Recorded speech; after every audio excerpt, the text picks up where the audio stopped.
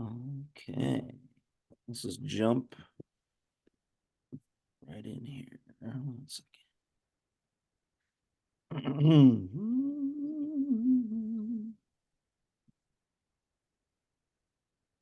Okay. Okay, for the listening audience, can you tell us who you are, where you are, and your hope with this new record? What do you want people to hear? Okay, well, who I am is my name is John Oates. I happen to be sitting in my little music room in Nashville, Tennessee. And what I hope people will take from this new album is the fact that I think I've made an album that has a lot of coherence and a lot of adult theme that is very appropriate for my age group. You know, Might not appeal to the TikTokers, by the way, but hey, never underestimate the TikTokers. never underestimate the TikTokers. I agree. You know, when someone has been making music as long as you have, you've almost probably lived 3 or 4 lives at this point, right? Um, because, growing up in Philadelphia, you had this love of acoustic blues and R&B and the scene coming out of there. Um, Obviously people fell in love with the work that you did with Daryl Hall and Hall and Oates for so many years. But you guys have always been your own solo artists, and sometimes it takes until your later years to realize that you need to have this voice, this individual um, sense of songcraft, and I just think it's beautiful stuff. That the title track, is inspired by you know Yeah. seeing your parents and seeing how they shaped you, and maybe that your dad and mom will reunite sometime in the sky. Like, we all hope that will happen. Do you believe in an afterlife where we all kind of come together eventually? Oh, well, are we going there? Okay. Uh, if you really want to know what I believe in the eternal validity of the soul. I believe that energy never dies, and I don't know what form that is, and I don't know what form that will take, but I do know that there is more. Your dad, was it your dad who lived to 100? He's 100 right now. They're still going. He's about to turn 101. We thought we were going to lose Congrats. him recently, but he's hanging in there. In fact, this Saturday I'm going to go up and see him again. He's hanging in there. He's a tough son of a gun. Yeah, my grandma just turned 98 in New York, and Yeah, they're like little living history capsules, like when they throw those satellites into the sky, saying like, hey, this is what represents us, a Chuck Berry record, a uh yeah, right. handful of sand from the Caribbean. Yeah. um do you see yourself as a product of sort of your dad's visions and his hopes and dreams, like, or did you kind of feel like you were a totally different person from a young age? Well, I think I'm definitely a different individual, but I'm definitely a product of the World War II generation. There's no doubt about it. My mother, much more so than my father in terms of nurturing my musical ability and talents. But I had a musical sensibility, a sensitivity to music as a baby.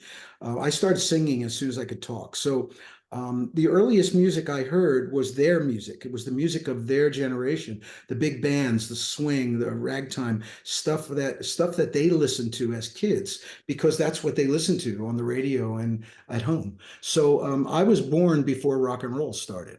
So because of that, I think of music in terms of American. I think of American popular music as going back to really the 1920s and 30s when radio and record players were invented. Because prior to that, you couldn't hear music unless you heard someone play it live, and all of a sudden you could take music into your home and things like that. So I think it's a really unique perspective. So a lot of I talk about that a lot in my shows, the fact that perhaps a younger generation thinks that pop music started with rock and roll, but it actually, there was million selling records as far as back as the 1920s. So anyway, yeah, so I heard music prior to rock and roll. And then when rock and roll hit, I was old enough to realize that something new had happened. And I just rode the wave. And I feel like, my musical career is in perfectly parallel to the evolution of rock and roll from when it started in the early 50s straight up through whenever. I mean, you hear those stories of folks in your generation seeing Elvis for the first time on TV or Yeah. seeing the Beatles Mhm. on Ed Sullivan. Uh, Sure. was there a lightning striking moment for you where you're like, this is where I have to go? Well, yeah, so yes and yes, yes and yes. I saw Bill Haley and the Comets play Rock Around the Clock when I was 4 years old at an amusement park Pretty band young. right outside of Philadelphia. It was right when we moved from New York to Philadelphia. My parents took me to the amusement park. I wanted to go on the rides. I was a little kid. I had no idea there was going to be a band, and I had never heard live music in my life. And all of a sudden, there was a band playing, and I didn't even know what it was. So I remember running down to the foot of the stage, which was only about 2 feet high, and just looking at these guys playing these instruments. I had never heard anything like it. So that was probably 1953 or 54, maybe. My mom, thinking I had musical talent, gave me accordion lessons because there was an accordion teacher in our little town where we lived, and that was the only music teacher. And I hated it. I never practiced, and I hated it. And my mom said, "Well, how come you don't want to play the accordion?" I said, "Because it sucks." I said, "I Yeah. want to." I said, "I want to play the guitar like Elvis, or Chuck Berry." And so I grabbed a guitar and started playing. So you go to Temple, right, in Philadelphia, where Yeah. you meet Daryl Hall. Um, and it's a unique partnership in that you guys again have always been individual songwriters. You're obviously known as a great guitar player, and he's got that you know legendary soulful voice. You know, most people get together in college, they have a band like I did. It lasts a couple years. They put out maybe an album or two, and then they go their separate ways, or you get a real job, or the stuff that you guys created. And I know there's some contention at the moment, but the stuff that you created is for all time, right? It's almost beyond um your control. It belongs to the universe at this point, right? And when I hear a song like Man Eater on the radio, I stop everything, I turn it up. It just, there's something about it. It doesn't feel like it exists in like a 70s or an 80s, or they don't feel dated, a lot of these songs, which I find really interesting. And I just I'm curious how you feel when you hear those songs now, because they're still on the radio all the time, right? They're everywhere. When a song like Man Eater comes on the radio, do you turn it off? Are you embarrassed, or does it feel like a part of your younger self, or do you feel like it's sort of still a part of you? Well, I don't turn it off or turn it on. I just I hear it in random. We're in a supermarket, you're in a Yeah, you store, or can't avoid them. They're everywhere. everywhere, which is great. I mean, listen, I'm so proud of and of the legacy of music that we created together. And I think not only are the songs good, but the records are good. We made great records, and we took as much care with each track on an album that we did with the songs that eventually became the kind of standout singles. So hey, listen, when you're a songwriter, if you can write a song that stands the test of time, that's where you set the bar. That you don't always hit it, right? But we've been fortunate to do that on a number of occasions. So, yeah, I think it's a miracle, to be honest with you, that somehow we were able to conjure up this magic to make these songs and make these records that just seem to have as you say, a timeless quality. So 1972 or so, you guys start really going full on. 21 records. Again, that's a lot of time and a lot of blood, sweat, and tears put into um, a partnership and put into songs that, like you said, we come out of the album era for sure, right? We saw Yeah. these albums as full works of art, and Yes. I think a lot of us in the younger generation still listen to albums like your new record, top to bottom, as a cohesive sort of message coming from the artist. But you know, a lot of the Spotify generation, it's all singles, it's all kind of um, almost like uh, candy. You eat it and then you go on to the next. You don't even know who did it, but and maybe you like it. And um, Yeah. when you put out a new record like this, and you've put out eight, I think eight solo records, is that right? Yeah. Um, is it sort of is Reunion a different part of your soul than maybe the previous eight, or is it sort of building on your previous work? I think it's a building and a culmination of my Nashville experience, because I came here, and was uh, was embraced by and became friends with a lot of the folks in the Americana music community, and they kind of helped me in a way without not consciously helped me, but just through association and playing and touring with them. I realized I could go back to my earliest musical roots, my folk and blues acoustic stuff, prior to what I was doing when I met Daryl. And I could use that as a building block to go forward. And I think this album is really a representation of that. Um, and Also, there's songs on this record that I wrote in the early 90s, late 90s, early 2000s. So there's songs that I knew that someday they would find a home in a collection that made sense. And I finally found that. And in fact, it's we're talking about albums that, people don't, a lot of younger people don't have the bandwidth maybe to listen to an album or care about it. And really, if you would have asked me 2 years ago, I would have said, yeah, I mean, I don't intend to make an album. There's no reason. In fact, the last year and a half, I released a series of digital singles, which I thought was fine. And then but this collection of songs seemed to they grew together, and it seemed like, okay, well, even though I don't really think an album is very valid anymore, for a lot of people, they belong together. So that's how this happened. Yeah, and I love the the way you work in acoustic instruments. You know, Sierra Hall, I think, played mandolin, which is really present. It's so good. It's She's my new hero.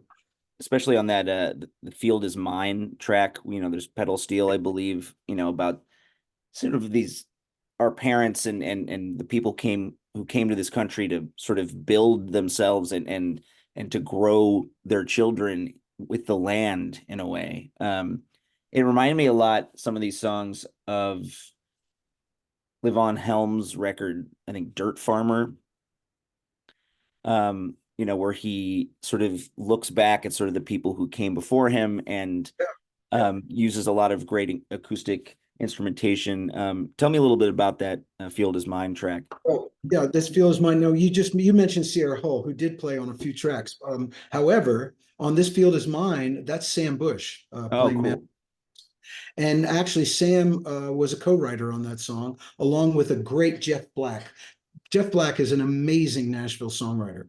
He's written many songs with Sam over the years, but this is the first time the three of us got together. And I had the idea based on the inspiration by my wife's family farm in Illinois that's getting kind of overrun by the encroachment of development in the suburbs. And I wanted to talk about that. And through working with Sam and Jeff, we really put together a nice song. That song was supposed to be released on the Arkansas album, which I put out in 18. But for some reason, I can't remember why we didn't do it, but I'm glad we saved it because it makes more sense on this album. And Yeah, so I love that. I love that track. Yeah, I just discovered that Arkansas album, going back and listening to your solo work. That opening track, Anytime, is so fun, and you can hear the influence of, Sonny Terry and Brownie McGee and Mississippi John Hurt. I think when people hear your name, right, I think they think pop, synths, electric guitar, Sure. sort of this electric, almost the opposite of this analog rustic sound, right? But that's the Yeah. stuff, again, like you said, you've been listening to and playing your whole life. And so a song like Anytime, it has that playful um country blues feeling like Sonny Terry and Brownie McGee. And the Arkansas record has a that real acoustic sound throughout, which is really, really beautiful. I don't know if you heard the live version of Anytime that's on the new album, and I included it for a reason. There's a version that's on the Arkansas album, which is a Right. studio. But I had a live version that we recorded in a hotel room in Kansas City during the Folk Alliance, which is a big, Yeah. gathering of folkies. And it was the middle of the night, and a couple of the guys in the band, I won't mention names, were a little tipsy. And we walked into a hotel room and recorded it live in front of about 15 people. And it's really funny because if you listen to and I put it on this record for a reason, because I always thought there was something about this magical thing where Guthrie Trapp, who's playing the other guitar on this record, he starts the intro in the wrong key. He was, let's put it this way, he was loose. He started the intro in the wrong key, and we're all looking at each other like, "What?" But then this band was so good that we just immediately went to the right key and played the song. If you listen to that track closely, it's amazing. And I wanted to put it on the thing as kind of a bonus track on this album. If it's in the wrong key, maybe it's just jazz in the intro. It's jazz, absolutely. We my band Dust Bowl Revival was playing last night in we're in Portsmouth, New Hampshire, and we have a drummer who's played with us before, but not for a while. And we did not have as many rehearsals as we probably should have. And we realized that he didn't know the count-ins in as much as we Yeah, assumed he did. And our drummer who's been with us for 10 years is like, the heartbeat of the band. He counts sure, us in most of the sure. time. So we were all looking at him and he's looking at us and he's it's Like, like, is it what do we you? Is it do? me? Is it you? Is it What do we do? Hey, you know what? That makes it fun. Does playing live still bring you a lot of joy, or is it kind of a slog to be out on the road? Well, I figured out a way of playing live now that I really have gone minimalist. I go out now with eventually, originally it was just me and a percussion, just me, then me and a percussionist. Then I added this amazing cello player, Nat Smith, who's on all my records. And then we just added a young guy named Sam Wilson playing electric guitar and pedal steel. So it's an acoustic quartet with no, we backline everything. We show up with our instruments and we play. It's as basic as it gets, and I love it because it just brings me back to the days when I was, just starting out. And it's kind of it's really freeing to know that we can kind of do almost anything because we're not tied to click tracks and production and video walls and big amps and all that stuff. We just kind of play whatever we want. So I love that. Yeah, you told Rolling Stone in this article how, there is that almost whiplash effect of, when you're touring with the Hall and Oates experience, which is a huge, you know, Sure.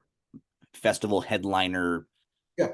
bus and arena type band, and then going to your solo stuff where you're carrying your own gear, and it's like, again, like you're one of us humble traveling bands, you I know. am I am one of you. Yeah, We did the last tour, we just finished it a few days ago. We did it in a minivan, a rented minivan. that's what For we real. do. That's the best. I love those. I love minivans. I forgot how great minivans are. We were jokingly calling it the soccer mom tour.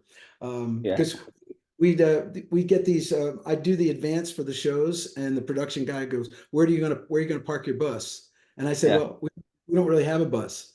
And he go, yeah. well, what are you driving? I said, we're driving a minivan. And we literally show up in this rented minivan. It was actually kind of fun.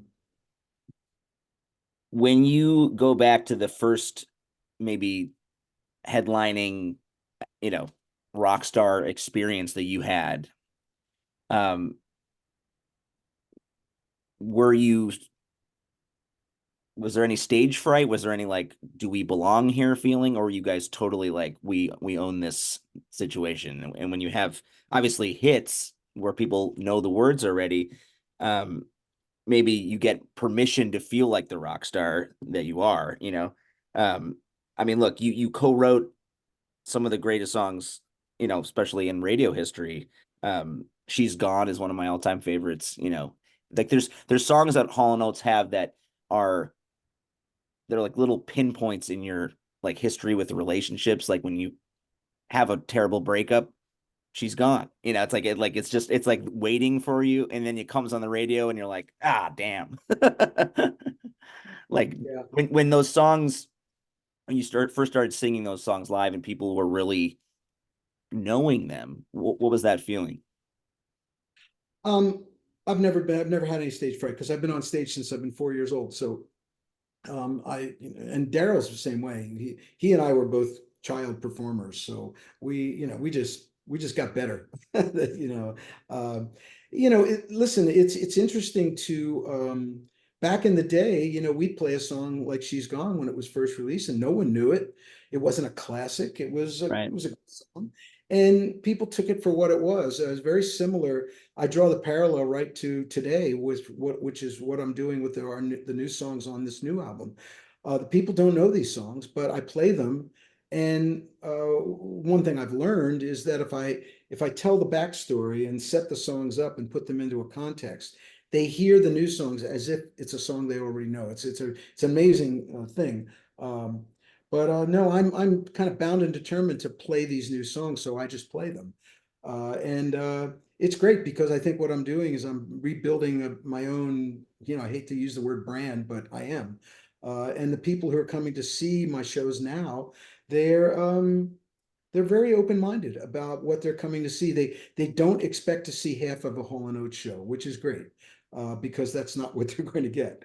It's really freeing to know that I'm able to do that after all these years. Are you in your live set right now, are you um mixing certain Hall and Oates songs that you still love and cherish with these new songs, or is it mostly all the solo work?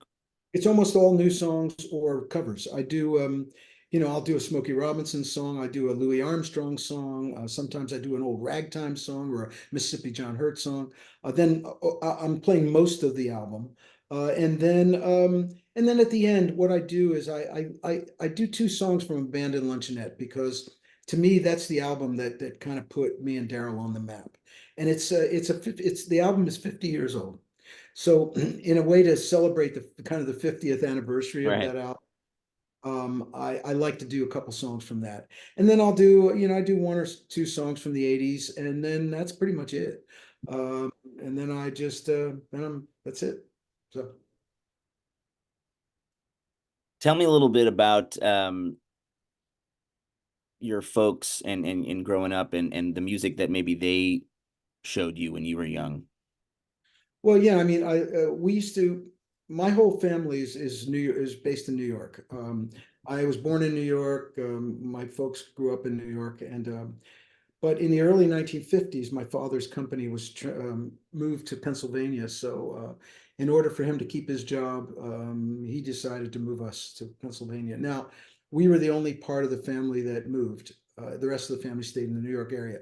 So, because my parents were homesick, every weekend we would drive from Pennsylvania to New York or New Jersey and hang with the family. So, on those rides, my parents would listen to the radio, and in the early 1950s, rock and roll really hadn't developed to the point where regular radio stations were not playing rock and roll. Right. Um, there was a show on New York radio called Make Believe Ballroom by a disc jockey named Marvin Block, and they would always, as we approached New York, as we got closer, and a little AM radio as you could pick up the station, my parents would always turn that on, and of course it was all big band music, and it was Glenn Miller and Tommy Dorsey and Lionel Hampton, Duke Ellington, and so that music is embedded in my brain. uh, and in fact, sometimes in my live shows I'll start with a song that well, it was written in 1917, but it was made popular in 1940 by Judy Garland, called "For Me and My Gal." And my mom taught me that song in the kitchen when I was a little kid. So sometimes I'll just play that song, and I kind of tell people, "Hey, hit records didn't start with rock and roll, you know."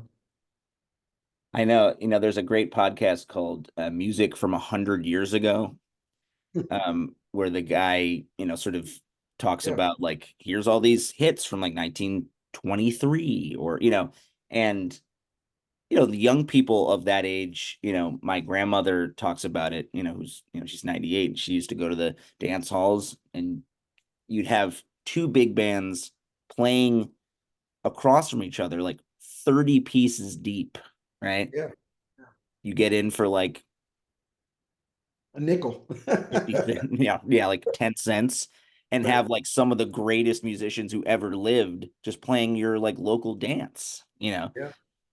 I think like if I could have a time machine, I'd love to just like be a fly on the wall, hang out with my grandma in like 19, you know, 41. No, I hear you.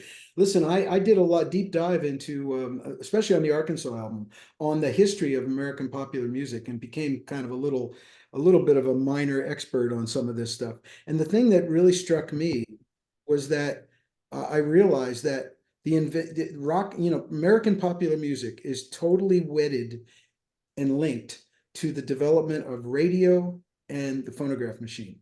Right. Without those two things, those two technologies, you wouldn't have American popular music.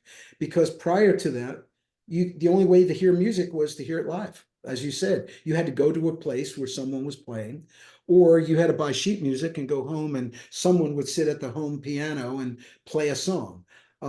So all of a sudden you could take music home, you could hear music over and over again. This was a revolutionary idea that people don't think about today with the proliferation of our digital equipment and all that technology that we now have at our disposal. But back in those days, without the radio and without record players, there was no such thing as American popular music. Because if you didn't hear it by a guy who played it in Georgia, the person on the other side of the border in Alabama didn't even know that song existed. So I think it's really unique, and so that's how I look at the American popular the history and the legacy of American popular music in terms of how the technology has dictated how Americans or in the world for that matter have heard music. Well, I think in a way, what you guys did, in a way, what you guys did with the Hall and Oates project is you did pay homage to a lot of early rock and roll and blues and soul and R&B. Um, and I know that you also sang "You've Lost That Love and Feeling," the remake of the Righteous Brothers track, which is we were listening to it last night in the car. It's just like those songs again exist forever, and you guys I think had that knowledge even as young artists where like we have to pay it forward and bring some of these songs into the new modern radio Yeah, age. my um guest, my guests, they're all out there. yeah. um You, can I tell you a really funny story yeah, about Love and Feeling? yeah. We had made the album Voices, and we thought it was finished, and so we had a listening party where we invited some radio people and the record company to come and listen to our album. Woo, And so they all came and we listened to it. We thought everybody said, "Oh, it's really great, it's really great," and we thought, "God, this seems like there's something missing." So my manager and Daryl and I went to a pizza place, which was next door to the studio in the Village, in New York, and on the jukebox came "You Lost That Love and Feeling," the Righteous Brothers version. And Daryl and I looked at each other and said, "Hey, let's go cut that." So we went back in the studio the next day with the band and we cut the whole thing live, Hmm. and we sang, and and then we put it on the record. So it was just an afterthought that seemed to make the album complete. I mean, sometimes the spur of the moment feeling is the best feeling.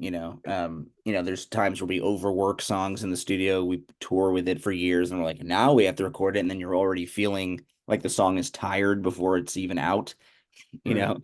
Um, and you know that record voices You Make My Dreams Come True again feels like it could be like a 50s rock and roll hit, you know, like Bill Haley, you know. But again, the people in 1980 are hearing it from these two young guys who look pretty hip, and it's like there's these cycles that come back. Like 80s music is super loved and obsessed about now in 2024. Um, when you hear a song like that, You Make My Dreams Come True, do you see yourself sort of hearing Bill Haley and those guys as a young Well, man? very interesting that you should say that because if I do play a Hall and Oates song, I always try to reimagine it in a certain way, right? Without losing the essence of what it is. Right. When I play, if and when I do play You Make My Dreams Come True solo, I play it as a rockabilly song. Hmm. Well, it feels like it could be. I mean, I, I, I do this. I go like this.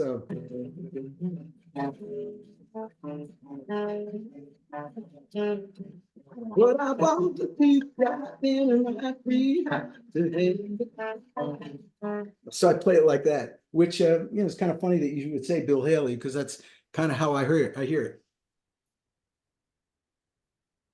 There's certain genres of music, rockabilly for one, that again like falls out of fashion and then comes back. One of my favorite artists touring right now is JD McPherson. I'm not sure if you're familiar with him. He's from Oklahoma. I Um, don't know. but people know Elvis and folks like him as well, this sort of glossy pop star with, strings and all this kind of production behind him. But his early stuff, in Sun Records, Oh it's yeah, basically rockabilly, it's very stripped down. yeah.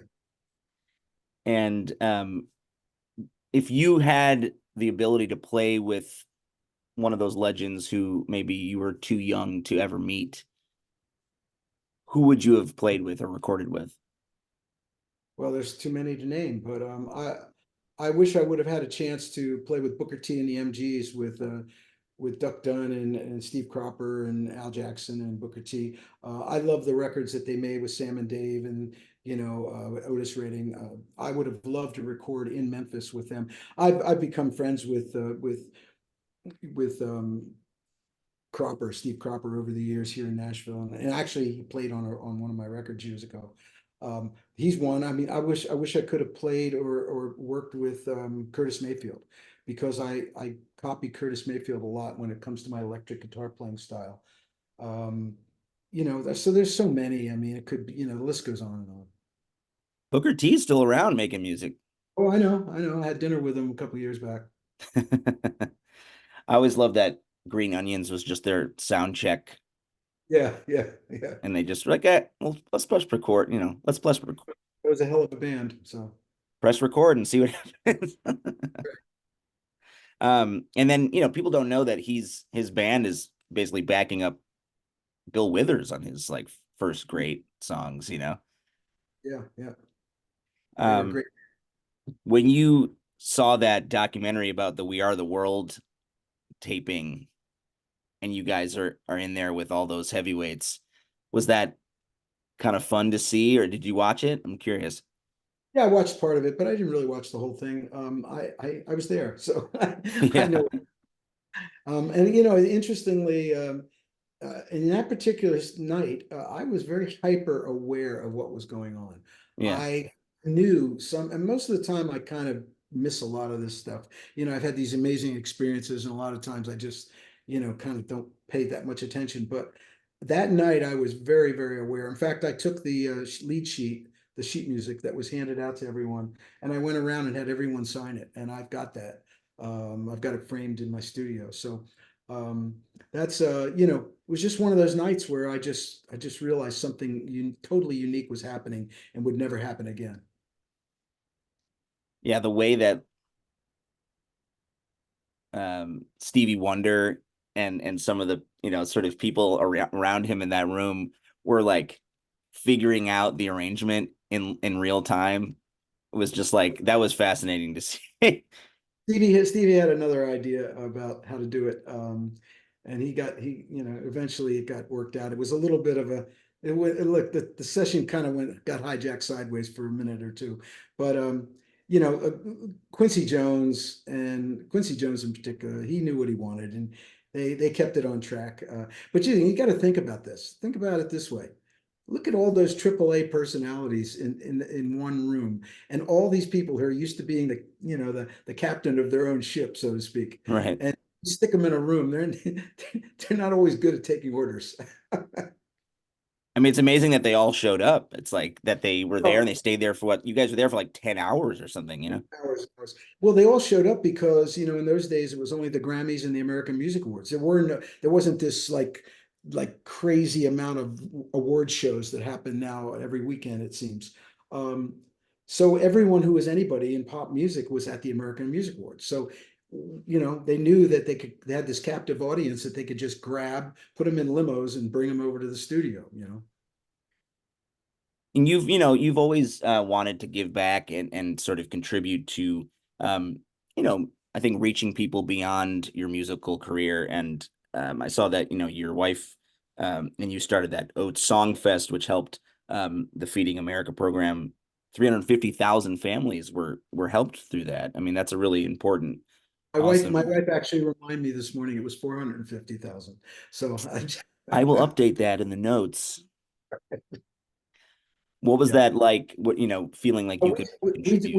We did that during the pandemic because we were home, and I realized a lot of my friends and other musicians were probably just sitting around. And I said, well, if we're all sitting around, and I was doing Zoom interviews and Zoom songwriting sessions, and I said, well, let's see if we could, just reach out to some people and say, hey, you guys just do a song on your couch, or do whatever you want and just send it to us. And it was great. So many people responded. It was wonderful. And it was great. And I got a chance to be part of something called Movember, which was the men's health initiative, growing a mustache in November.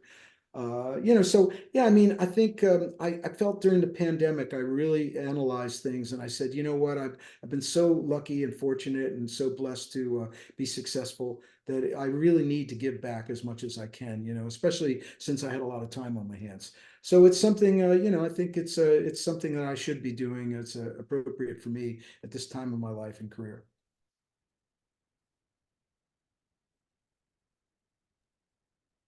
When you're playing this new record reunion on the road, is there a certain song that you're really feeling the most, like that really hits you from an emotional level when you're performing it? Well, I would say it's Reunion for sure, that song. I did something very interesting when I first started this last tour. I had just written the song. And usually, I mean, you're a performer, so you know that it's usually kind of standard operating procedure to like end with your big hit. You Uh-huh. want to, you want to end with the big song, at the end of the show or whatever. I said, you know what? I'm going to do something I've never done before. I'm going to end with a totally unknown song. So this was months before the song was released. So no one knew the song, no one at all. And so I, did the show and I built up to a nice dynamic climax and I said, okay, folks, we've got one more song for you. And it's a brand new song. I hope you like it. And I played it and I didn't know what was going to happen. Um, and they went nuts. They gave me a standing ovation and I was like, whoa. So that was it was a validation of, hey, not only is it a good song, there's something going on here where people are really open-minded enough to accept something a little outside the box. A track like Dance Hall Girls also really, I think, brought me back to some of the music, the acoustic music that I, started hearing when I was growing up in Chicago, um, the music like Mississippi John Hurt, um, that it's just the guitar and the voice for a lot of it and feeling the intimacy of it. Like, and I know you went to those coffee houses in Philadelphia growing up, and you saw a lot of those legends.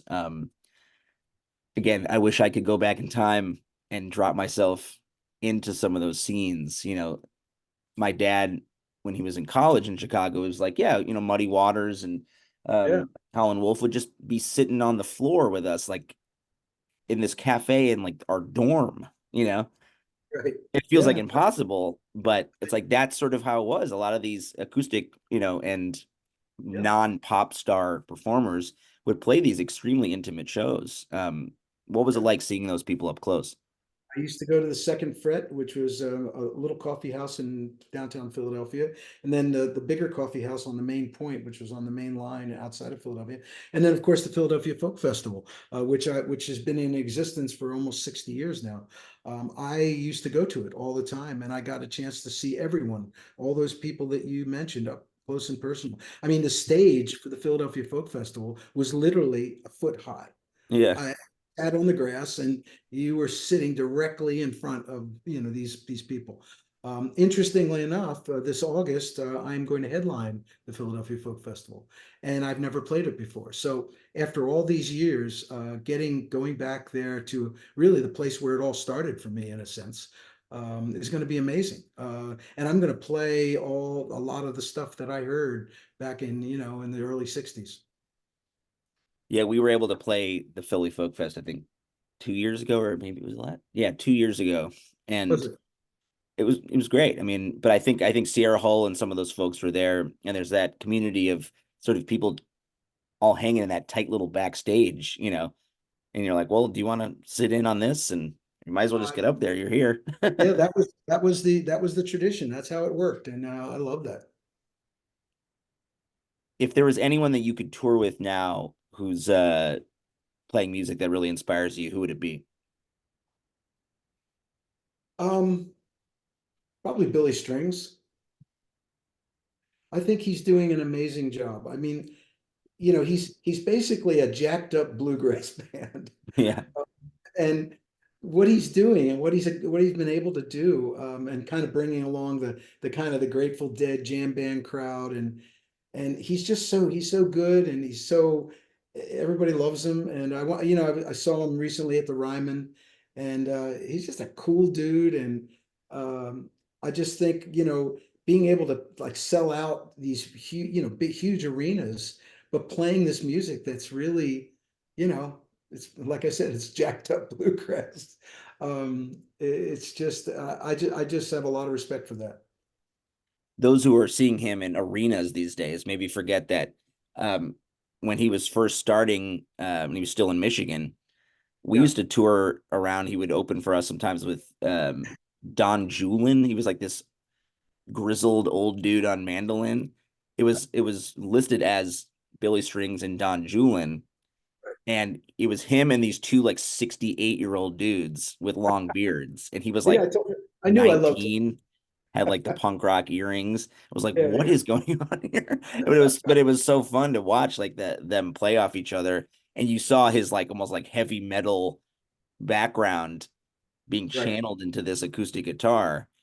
It was like, and I remember we played Winter Grass in Seattle area, just like this hotel festival, and all these old folks are sitting there watching him, and he's playing like he's in a arena rock show Right. with mandolin and acoustic guitar only. And I think it gave me a little more confidence to be like, all right, just like just because Do you're it. playing acoustic music doesn't mean you can't have emotion and move around a little bit and have fun. No, but and the good thing about it is that he can do the traditional. He's totally covering the traditional stuff, and he can do Doc Watson, and he can do all that stuff. But then he takes it out, and he really takes it out to another place. It's very impressive.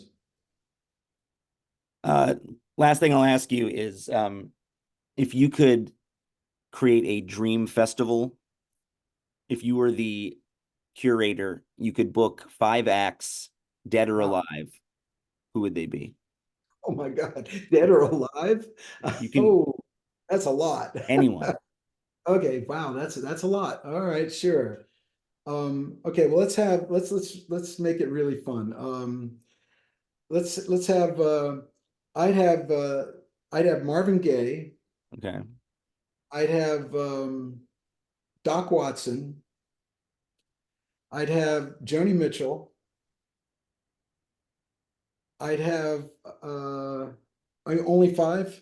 I'm running out of time already. Um, let's have, geez. Oh, oh, you know what? We'll close the show with Chuck Berry because he wouldn't play unless he was the headliner. You got to give him that suitcase of cash though, or he's not going to play. Right. That's right. You know what? I'm the same way. I'll show up, give me the money, and see you later. Well, I appreciate That that was your a good music is interview. still going strong. Folks, Yeah. I think are really going to love this new record. And I mean, look, whatever happens down the line with Hall and you, hopefully it can be worked out. But even if it can't, those songs that you guys created, you're going to hear it in every supermarket in America, whether you want to or not. They just belong to the universe, and they have filled me with so much joy throughout my life. And I hope folks can hear your solo stuff and feel the same thing. Thank you, man. That's really nice of you to say. But it's just kind of like a divorce, the songs are the kids Yeah. and the kids go on forever. So there you go. All right, man. We'll keep up the good work. Thanks very much. That was a really good interview. All right. Hope we run into each other one of these days. Yeah, man. We'll see each other somewhere. All right, Thanks. man. Thanks, guys. Bye. Bye bye. See ya.